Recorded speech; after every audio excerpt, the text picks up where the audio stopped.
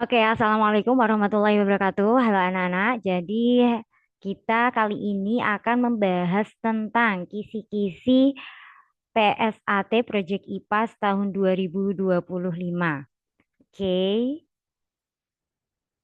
Jadi nanti tesnya itu akan ada 50 soal dan 50 soal itu ke 50-nya adalah pilihan ganda semua.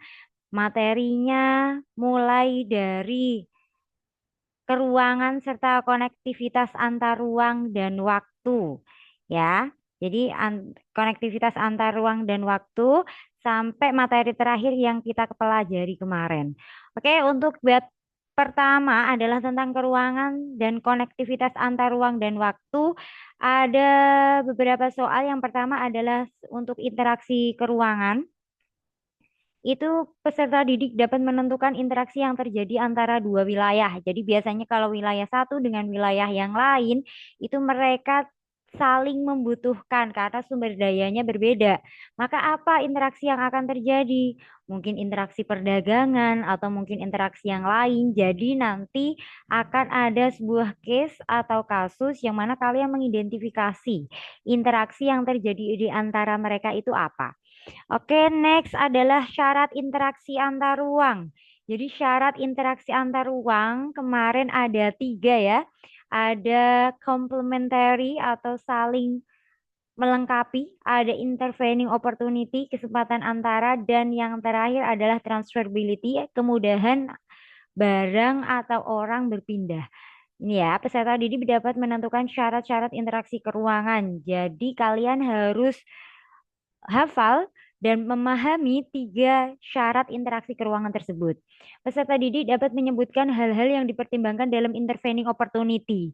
Jadi kesempatan antara itu adalah eh, kondisi di mana suatu daerah, suatu ruang itu mereka mempertimbangkan mau berinteraksi dengan daerah lain itu ada tiga hal yang dipertimbangkan. Yang pertama ada waktu, ada jarak dan juga biaya. Pasti yang dipilih adalah waktunya, waktu tempuhnya sebentar, jaraknya lebih dekat karena kalau semua itu terjadi, biaya yang dikeluarkan juga akan semakin sedikit. Itu ya untuk intervening opportunity. Next, pengaruh interaksi ke ruangan dan waktu. Peserta didik dapat memberikan contoh pusat produksi lokal dan pusat perdagangan. Jadi nanti akan ada beberapa pernyataan. Jadi pernyataan itu ada yang pusat produksi lokal.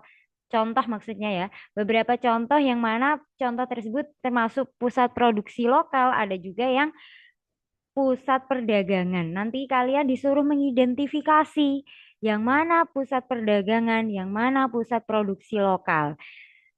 Sebelumnya juga udah kita bahas bahwa pusat perdagangan itu adalah tempat di mana suatu tempat itu menjual seluruh kebutuhan masyarakat di sekitarnya. Baik itu dia apa namanya? Barangnya dari lokal tempat tersebut atau dari tempat lain. Tapi kalau pusat produksi lokal itu adalah yang produksi lokal sendiri. Contohnya kemarin batik Troso di daerah Troso ya dan lain sebagainya. Peserta didik mampu menjelaskan perbedaan istilah dalam perpindahan penduduk. Jadi untuk perpindahan penduduk ini anak-anak itu kan istilahnya ada banyak ya mulai dari imigrasi, emigrasi, urbanisasi, ruralisasi, dan masih banyak lagi. Dan nanti akan ada sebuah pernyataan ya. Jadi pernyataannya kayak contohnya eh interaksi antar ruang yang mana dia perpindahan penduduk dari desa ke kota disebut apa kayak gitu urbanisasi atau dibalik apa yang dimaksud dengan imigrasi ya kan imigrasi adalah perpindahan dari luar negeri ke dalam negeri. Jadi nanti ada evakuasi, imigrasi, transmigrasi, dan lain sebagainya. Itu selain kalian harus hafal, kalian harus memahami perbedaannya. Maksudnya apa? Gitu ya. Karena untuk soal ini lumayan ada banyak ya. Ada tiga soal, ada empat soal.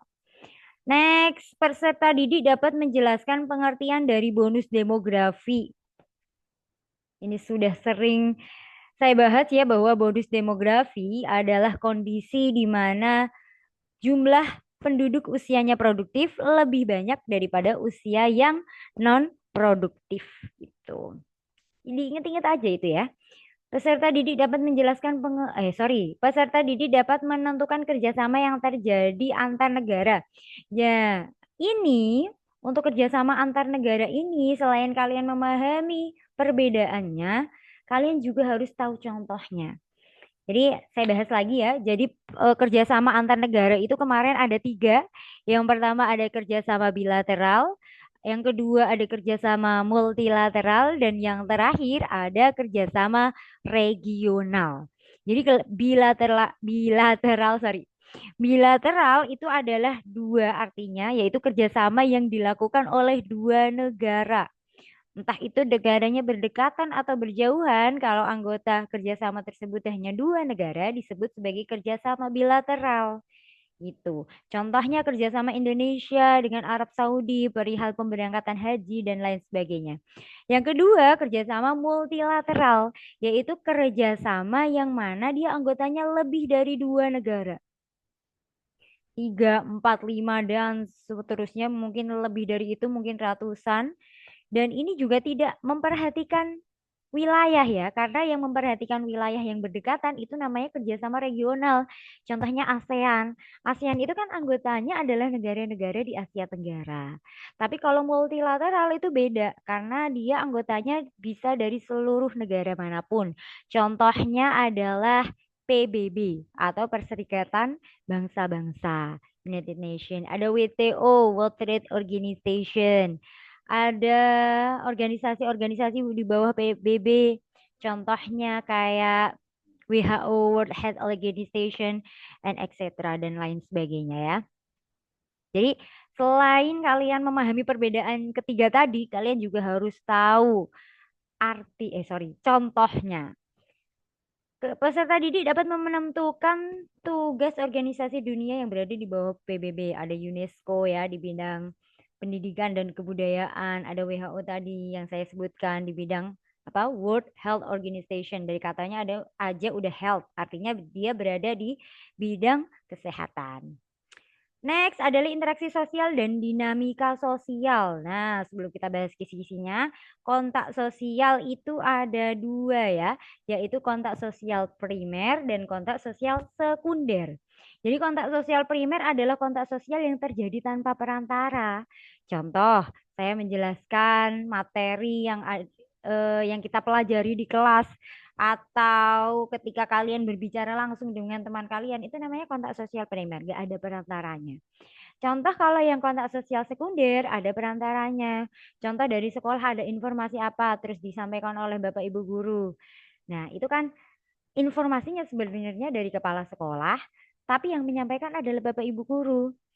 Audiensnya siapa? Audiensnya kalian sebagai peserta didik kayak gitu. Jadi ada perantaranya. Terus ya, peserta didik dapat memberikan contoh kontak sosial primer kayak tadi, sekunder, dan peserta didik dapat menjelaskan faktor-faktor yang mempengaruhi interaksi sosial. Jadi faktor yang mempengaruhi interaksi sosial kemarin ada banyak ya, ada imitasi, ada sugesti, ada empati, simpati. Nah, itu harus kalian tahu perbedaannya. Ada yang mirip ya, ada imitasi sama identifikasi itu sama-sama meniru. Tapi kalau identifikasi itu kita sampai kehilangan jati diri kita. Contohnya ada seorang laki-laki nih, apa namanya, ngefans, punya idol perempuan dan dia sampai mengubah jati dirinya dari laki-laki ke perempuan. Nah, itu namanya identifikasi. Tapi kalau imitasi enggak. Gitu ya. Contohnya lain apa ya? Coba di sini. Terus kalau imitasi itu enggak ya, enggak sampai kehilangan jati diri. Next adalah kontak sosial. Peserta didik dapat menentukan faktor interaksi sosial dari sebuah contoh yang disajikan. Jadi nanti akan ada sebuah contoh interaksi sosial asosiatif maupun interaksi sosial disosiatif. Akan ada gambar Nah, kalian itu disuruh menentukan termasuk apa? Contoh interaksi sosial asosiatif kan ada gotong royong, ya kan? Ada musyawarah, nah, ada asimilasi, ya kan? Akulturasi. Nah, itu nanti akan ada gambar dan kalian disuruh menentukan itu termasuk contoh yang mana, kayak gitu. Peserta didik interaksi sosial asosiatif. Peserta didik dapat menentukan tujuan dari gotong royong. Nah, tujuan gotong royong udah pasti ya untuk mendapatkan kesepakatan untuk gotong royong ya, ini bukan musyawarah. Gotong royong udah pasti untuk mencapai tujuan bersama ya, gotong royong bersih desa ya. Tujuan bersamanya agar desanya bersih dan dilakukan secara bersama-sama. Peserta didik dapat menentukan faktor yang mendorong terjadinya asimilasi. Asimilasi itu adalah perpaduan dua budaya. Nah, itu faktornya ada apa aja? Ada mungkin pernikahan, beda budaya, beda ras, atau mungkin yang lain kayak gitu. Peserta didik dapat mengidentifikasi bentuk interaksi asosiatif dalam sebuah bangunan pada gambar. Jadi nanti akan ada sebuah gambar dan kalian disuruh mengidentifikasi itu gambarnya itu termasuk interaksi sosial asosiatif yang mana? Akulturasi atau asimilasi atau apa tadi gotong royong kayak gitu ya. Terus nanti juga akan ada gambar juga, tetapi dia dalam bentuk eh, interaksi sosial disosiatif. Tadi kalau kalau asosiatif itu kan mengarah pada hal positif, kalau disosiatif dia mengarah pada hal negatif.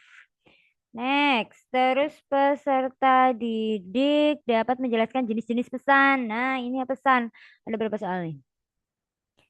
Ada dua soal ya. Jadi pesan itu kan kemarin dibagi jadi tiga. Ada informatif yang isinya cuma informasi aja. Ada persuasif yang isinya ajakan tanpa memaksa. Ada koersif yang isinya ajakan dengan paksaan. Jadi mau nggak mau orang yang mendengar pesan tersebut harus melakukan hal yang disuruh oleh komunikator kayak gitu. Contohnya kalau informatif ya sekedar berita di televisi, berita banjir, berita apa ya, berita yang lainnya. Kalau persuasif ajakan, kayak waktu COVID-19 itu kan ada ajakan kalau kita tetap di rumah saja. Terus kalau koersif itu yang sifatnya memaksa, kalau tidak mau mengikuti akan ada hukuman. Contoh diinformasikan di peraturan sekolah bahwa anak-anak harus masuk jam 7 pagi. Berarti kalau masuknya lebih dari jam 7 pagi, maka akan ada hukuman gitu. Oke, next. Peserta didik dapat menyebutkan dampak permasalahan sosial dalam kehidupan. Ini bentuk soalnya adalah contoh eh di apa masalah sosial itu banyak ya. Ada kriminalitas, kejahatan, ada kemiskinan, ada kesenjangan sosial. Jadi kesetaraan penduduk. Jadi ada yang tinggal di kota, ada yang tinggal di desa, itu pelayanannya berbeda. Atau mungkin pelayanan jadi orang kaya dengan orang yang biasa itu berbeda. Itu namanya kesenjangan sosial. Oke, udah ya itu. Next adalah macam-macam kebutuhan manusia, perilaku ekonomi dan kesejahteraan sosial. Ini udah beda bab ya. Pertama ada dapat memberikan contoh kebutuhan primer, kebutuhan pokok yang harus dipenuhi agar kita bisa bertahan hidup. Itu namanya kebutuhan primer. Example like makan, minum, bahkan pendidikan sekarang pun sudah menjadi kebutuhan primer ya. Kalau kita nggak berpendidikan, kita nggak berilmu, maka kita tidak akan bisa bertahan pada hiruk pikuk dunia ini gitu ya. Peserta didik dapat menyebutkan jenis kebutuhan berdasarkan subjeknya dan berdasarkan tingkat kepentingannya. Jadi berdasarkan subjeknya ini ada dua, ada kebutuhan individu dan kebutuhan kelompok. Kalau berdasarkan tingkat kepentingannya, ini yang ada tiga itu, kebutuhan primer, kebutuhan sekunder, kebutuhan tersier, dan kalian harus mengerti perbedaannya itu apa. Oke, ini nomornya kemungkinan bisa acak ya, karena belum Peserta didik ya dapat menentukan faktor yang mempengaruhi kebutuhan dari sebuah contoh. Contoh ada ya, seorang muslim itu kan kalau dalam beribadah dia butuh mukena, dia butuh sajadah, dia butuh sarung. Dan kalau seorang Buddhis tidak butuh itu semua, tapi butuh hal-hal yang lain. Nah, itu artinya faktor yang mempengaruhi adalah faktor agama. Jadi kemarin kan yang mempengaruhi ada 5 ya. Ada lingkungan, agama, pendapatan, usia, dan kemajuan peradaban itu ada 5. Nanti akan ada sebuah contoh dan kalian harus menganalisis ini bentuknya. Oh ya, kalian harus menganalisis apa yang mempengaruhi dari kebutuhan tersebut gitu, dari 5 tersebut. Peserta didik dapat menentukan faktor yang udah ya ini. Peserta didik dapat menyebutkan faktor yang menyebabkan kelangkaan. Nah, kemarin udah belajar kelangkaan ya, ketika langka, ketika barang kebutuhan, barang yang menjadi kebutuhan itu jumlahnya tidak sesuai dengan orang yang membutuhkan, akhirnya mendapat menjadi kelangkaan. Kemarin kan faktor kelangkaan itu ada banyak ya, ada pertumbuhan penduduk, ada sifat manusia, ada demonstration effect, efek meniru yang kita sekarang menyebutnya sebagai FOMO itu ya, fear of missing out. Nah, itu kalian harus pahami faktor-faktor tersebut. Nanti bentuknya adalah akan ada list pernyataan dan kalian harus memilih mana yang menjadi faktor kelangkaan seperti itu. Peserta didik dapat mengidentifikasi faktor kelangkaan dari sebuah contoh. Nah, ini ada case-nya ya. Ada sebuah kasus, ada sebuah cerita. Nah, nanti kalian disuruh mengidentifikasi faktor yang mempengaruhi itu apa? Demonstration effect, sifat manusia, pertumbuhan penduduk, atau yang lain sebagainya. Peserta didik dapat membedakan pengertian dari tindakan ekonomi, motif ekonomi, dan prinsip ekonomi. Saya ulangi lagi ya, yaitu tindakan ekonomi adalah segala kegiatan yang kita lakukan untuk memenuhi kebutuhan. Itu disebut tindakan ekonomi. Kita beli makanan, kita beli baju, kita belajar, itu namanya tindakan ekonomi. Motif ekonomi itu adalah apa namanya? Alasan kenapa kita melakukan kegiatan tersebut. Ya karena kita lapar, makanya kita beli makan tadi. Karena kita emang butuh ilmu, makanya kita sekolah. Gitu. Itu motif ekonomi. Dan prinsip ekonomi dalam melakukan kegiatan ekonominya harus berprinsip. Aku kalau seandainya beli suatu barang nggak boleh lebih mahal daripada jumlah tabunganku saat ini. Nah, itu prinsip ekonomi. Jadi biar tidak onat anut. Ada tren anut, ada iki anut gitu ya.